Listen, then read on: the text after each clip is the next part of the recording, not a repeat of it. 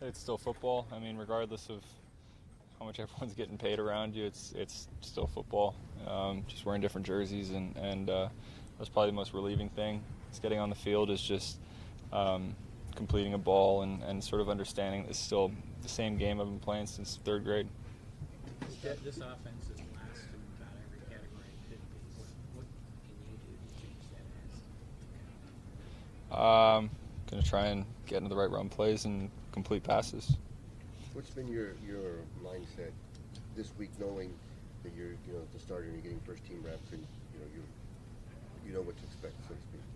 Same mindset every week. I prepared every single week up to this point as if I was a starter, because anything can happen, and something has happened. So I always doesn't change my preparation. I'm always balls to the wall all the time.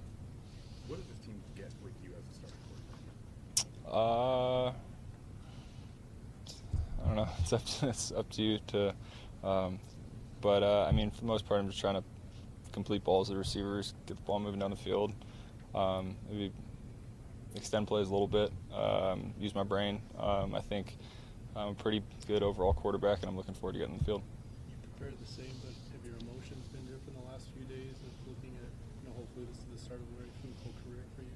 Yeah, maybe a little bit, but I mean, for the most part, just got back off of practice, so I'm trying to focus and do what I got to do. How many people texted you, called you, over some of the conversations you had with some of your friends? Just a lot of good luck, you deserve it. A lot of the people close to me know how hard I've been working my whole life for this, so hopefully I can put on a good display this weekend. One that stood out to you, Joe? No, not in particular. When did you decide you wanted to play quarterback in the NFL? I don't know if it was ever a decision. It was just always kind of a dream. And every step from high school to my first scholarship to a couple games in college, and you realize it's a possibility. It's more just a dream that kind of gets realized slowly over time, that you're like, I might actually have a shot at this thing. What'd you like that it has realized? That's going to come to fruition for you. It's awesome. Just hopefully that I can, hopeful that I can just make the most of this opportunity. You have, from what we all can see, a natural confidence about you, just as a person. How far do you think that can carry you in a very challenging and difficult job you've got ahead of you? I don't know. I think my play on the field more carries than anything else. I think a lot of the times an attitude and confidence and persistence is, I think that's good in sort of times when things aren't going too great, like this. I mean, at least fake it till you make it. I mean, for the most part, regardless of how much confidence you have or not, if you're not throwing the ball to the right receiver and getting to the right run play, it doesn't matter. The X's and O's are getting played. What about getting David more involved? We've talked about that every week. That's not up to me. Coach gives me playing the headset, and I call it and run it. How comforting is it, though, to know you have a player like that you can either hand it off to or to throw it to? It's awesome having great players. Yeah, but especially one that is a dual threat like David Johnson. Yeah, he's very dynamic. You can put him anywhere and do anything with him. It's a tougher defensive game plan for something like that. And, yeah. Josh, don't you think most great quarterbacks have a sense of confidence or cockiness about them? Sure. I mean, What?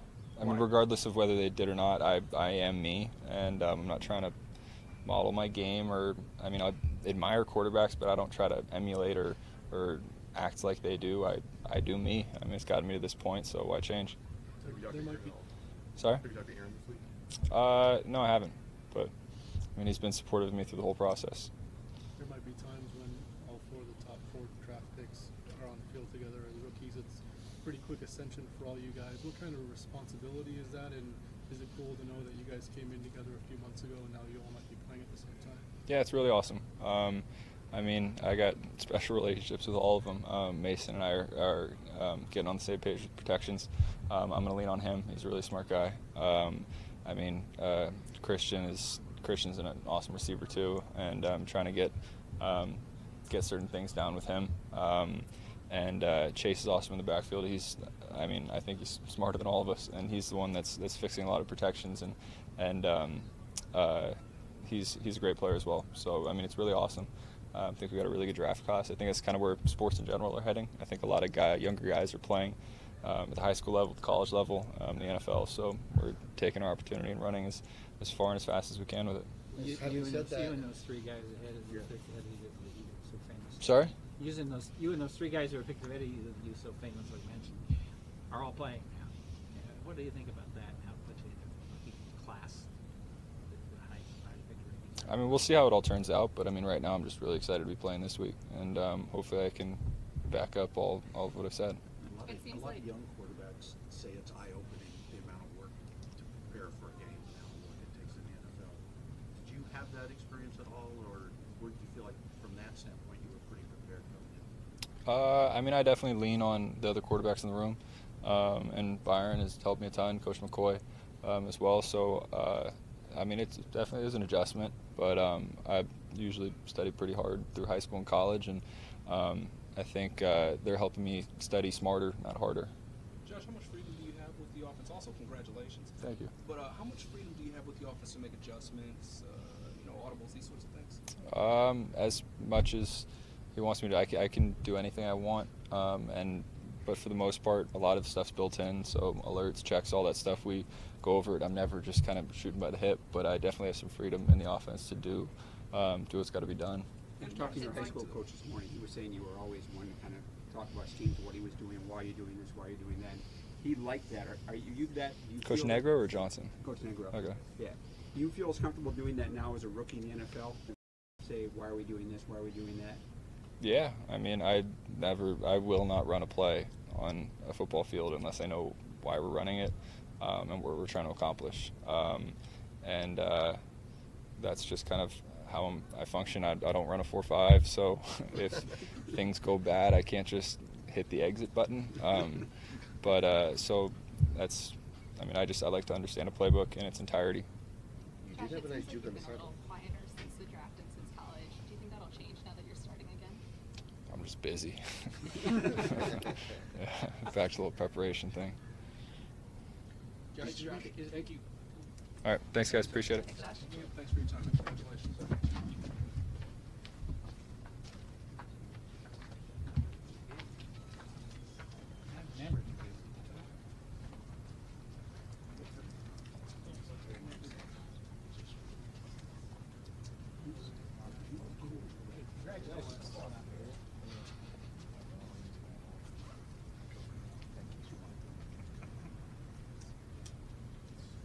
Trying to simplify the offense. Oh, yeah, you're moving. I wasn't. What?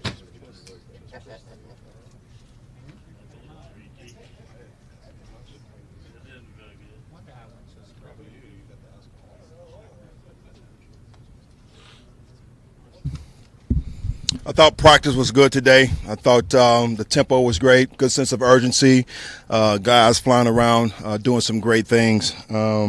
Larry was out today, hamstring. Robert Condici, knee.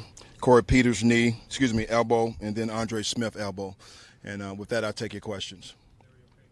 Larry's fine. Just wanted to give him another day just to make sure that he can just recover. What about the other guys? Everybody's fine. We just wanted to make sure it was, with Corey in the game, he played through it pretty much the whole game. All right, we just want to make sure that we treat it and give him an opportunity to recover this week. Josh doing so much for the first time. How do you go about simplifying this process? Well, I think, again, we just got to make sure that we're giving Josh what he can handle. And Josh is a very smart guy, did a tremendous job today, and a lot of things that we were doing, we threw a lot at him from a standpoint of the install. Great job at the line of scrimmage, checking and getting us in the right call, from a standpoint of protections with the blitzes, those kind of things as well. So I thought he looked good today. He said while he was up here that he always asks a lot of questions because he wants to know exactly why he's doing something. Have you seen that already?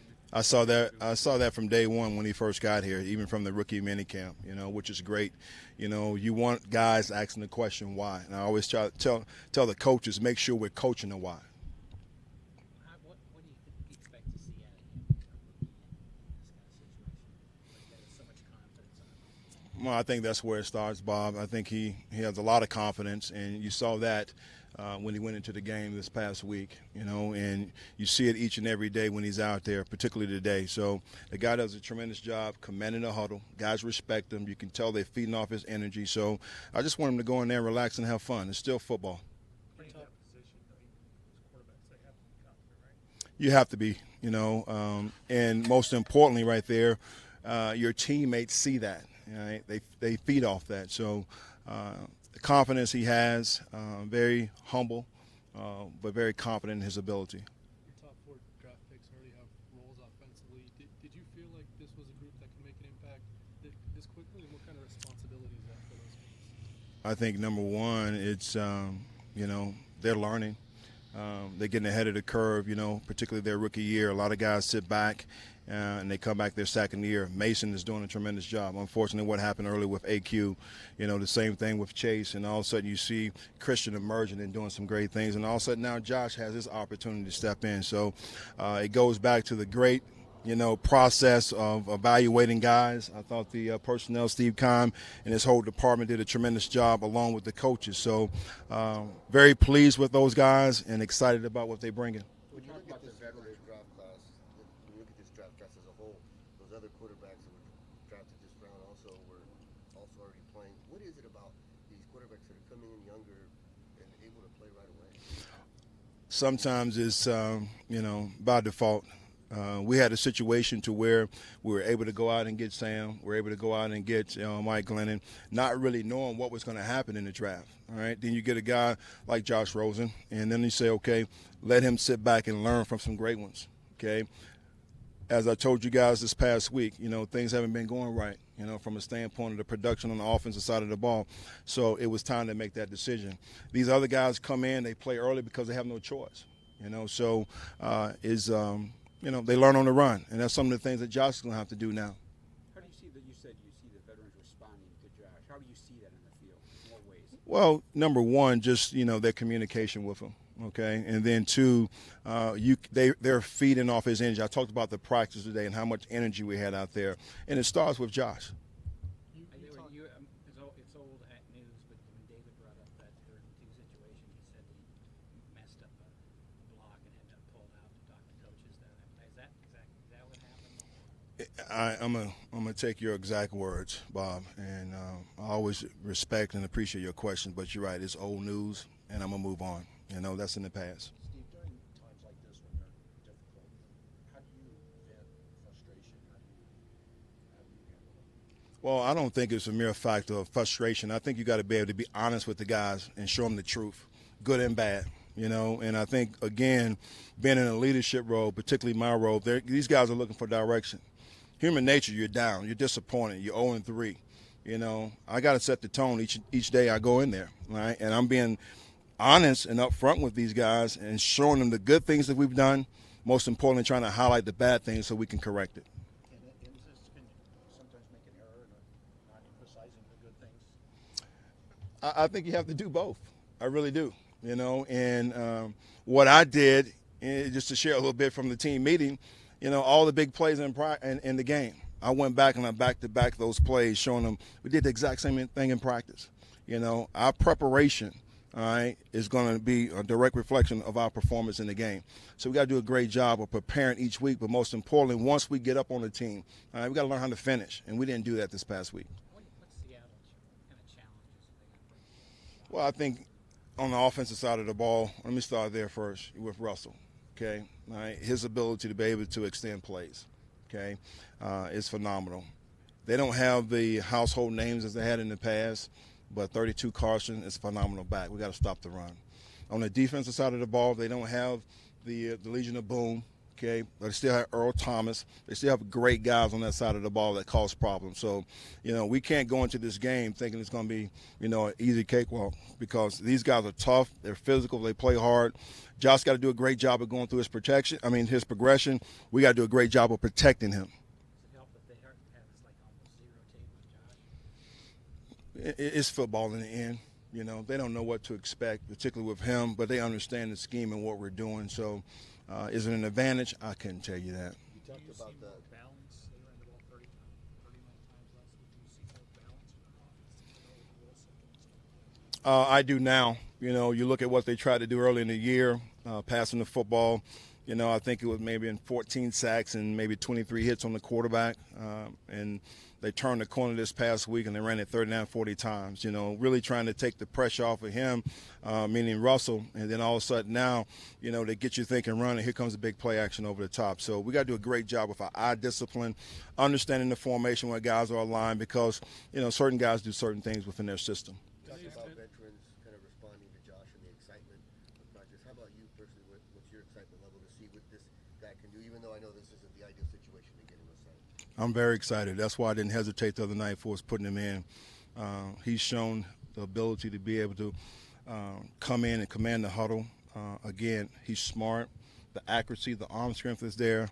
I can't wait to see him play this week. Bene's tenure didn't end like anybody wanted in Carolina. What made you want to pursue him in free agency, and did you talk to him during that time about what happened and what you wanted out of him moving forward? Well, you know, I'm big about relationships, and he and Trey Boston both. You know, I worked them out in college coming out. We drafted those guys, so I knew him as not only as a player but also as a person. So I knew what we were getting. And when you're starting to come in and trying to incorporate a foundation and try to build your culture, you try to bring guys in that understand that it can be your voice in the locker room. So pretty good player, but also someone that I understand that can go in there and really implement and sort of teach the things that I'm looking to get done.